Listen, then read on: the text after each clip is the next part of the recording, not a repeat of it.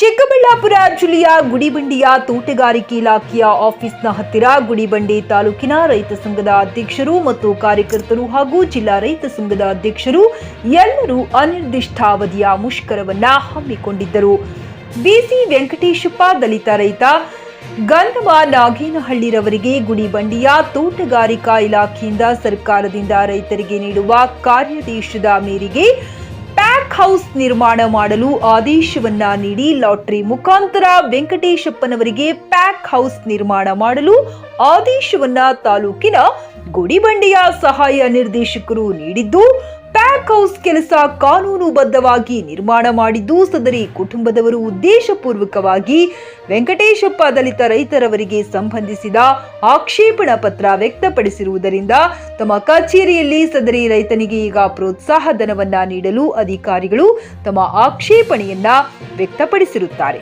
ಆದ್ದರಿಂದ ಸದರಿ ಅಧಿಕಾರಿಗಳ ಕರ್ತವ್ಯ ನಿರ್ಲಕ್ಷ್ಯತೆಯಿಂದ ಒಬ್ಬ ದಲಿತ ರೈತನಿಗೆ ಆಗಿರುವ ಅನ್ಯಾಯವನ್ನ ಖಂಡಿಸಿ ತಾಲೂಕು ರೈತ ಸಂಘದ ಅಧ್ಯಕ್ಷರು ಹಾಗೂ ಕಾರ್ಯಕರ್ತರು ಹಾಗೂ ಜಿಲ್ಲಾ ರೈತ ಸಂಘದ ಅಧ್ಯಕ್ಷರು ಅನಿರ್ದಿಷ್ಟ ಕಾಲ ಮುಷ್ಕರವನ್ನ ಹಮ್ಮಿಕೊಂಡಿದ್ದರು. ಈಗಾಗಲೇ ಸರ್ಕಾರದ ಯೋಜನೆ ಅಡಿಯಲ್ಲಿ ಪ್ಯಾಕ್ ಹೌಸ್ಗೆ ಅರ್ಜಿಯನ್ನು ನೀಡಿದ್ದು, ಆ ಅರ್ಜಿಯ ಮುಖಾಂತರ ಏನು ಕಾನೂನಿನ ರೀತಿಯಲ್ಲಿ ಏನು ಕನ್ಸ್ಟ್ರಕ್ಷನ್ ಆಗಬೇಕು ಅದೆಲ್ಲ ಕಟ್ಟಿದ್ದಾರೆ. ಹಾಗಾಗಿ ಕಟ್ಟಿದ ಮೇಲೆ ಮತ್ತೆ ಅವರು ಏನು ನಿಬಂಧನೆಗಳಿರುತ್ತೆ ಆ ನಿಬಂಧನೆ ಎಲ್ಲ ಒಳಗೊಂಡು ಪ್ಯಾಕ್ ಹೌಸನ್ನು ಕನ್ಸ್ಟ್ರಕ್ಷನ್ ಮಾಡಿದ್ದಾರೆ. 99 ಭಾಗ ಮುಕ್ತಾಯ ಆಗಿದೆ, ಇನ್ನು ಸ್ವಲ್ಪ ಮಾತ್ರ ಕಾರ್ಯಗತ ಆಗಬೇಕಾಗಿದೆ.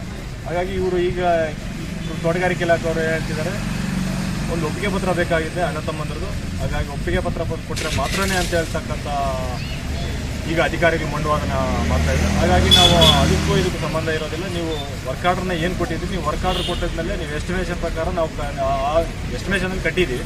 ಹಾಗಾಗಿ ನಮಗೆ ನೀವೇನು ವರ್ಕ್ ಆರ್ಡರ್ ಕೊಟ್ಟಿದ್ರೆ ಆ ಪ್ರಕಾರ ನಮಗೆ ಹಣವನ್ನು ಪಾವತಿ ಮಾಡಬೇಕಂತ ಹೇಳ್ಬಿಟ್ಟು ನಾವು ಈಗಾಗಲೇ ಆಗ್ರಹಿಸ್ತಾ ಇದ್ದೀವಿ.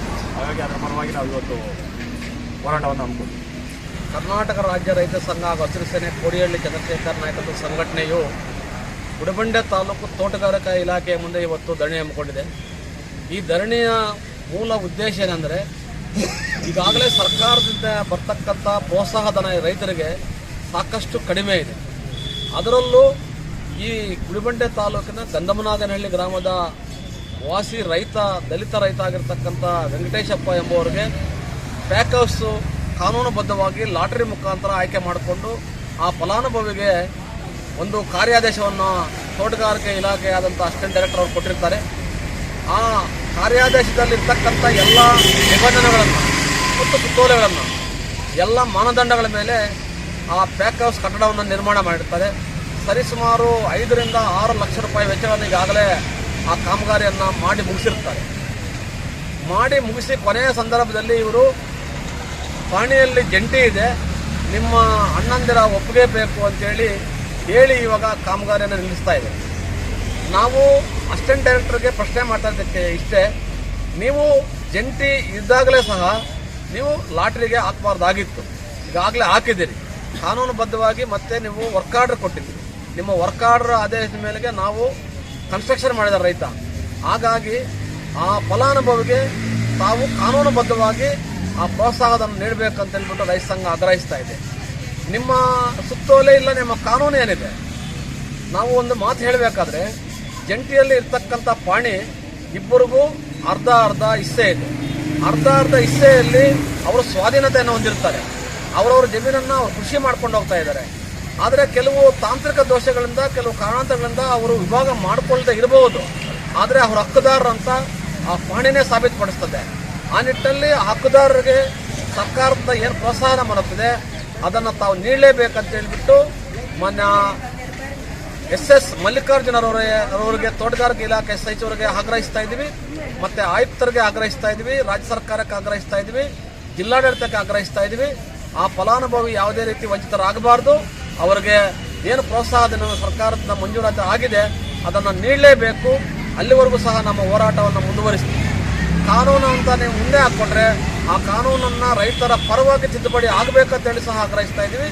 ಇಂಥದ್ದು ಏನು ಲೋಪದೋಷಗಳು ಇರ್ತವೆ ಕಾನೂನಲ್ಲಿ, ರೈತರಿಗೆ ಕೆಲವೊಂದು ಮಾರಕವಾದ ಕಾನೂನು ಇರ್ತವೆ, ಅದನ್ನು ತಿದ್ದುಪಡಿ ಮಾಡಿ ಆ ರೈತರ ಕುಟುಂಬಕ್ಕೆ ಅನುವು ಮಾಡಿಕೊಡ್ಬೇಕಂತ ಹೇಳ್ಬಿಟ್ಟು ಕನ್ನಡದ ಮುಖಾಂತರ ನಾವು ಆಗ್ರಹಿಸ್ತಾ ಇದ್ವಿ, ರಾಜ್ಯ ಸರ್ಕಾರಕ್ಕೆ ಆಗ್ರಹಿಸ್ತಾ ಇದ್ವಿ, ಜಿಲ್ಲಾಡಳಿತಕ್ಕೆ ಆಗ್ರಹಿಸ್ತಾ ಇದ್ವಿ. ನಮ್ಮ ಹೋರಾಟ ಇದು ಅನಿರ್ದಿಷ್ಟಾವಧಿ ಹೋರಾಟ.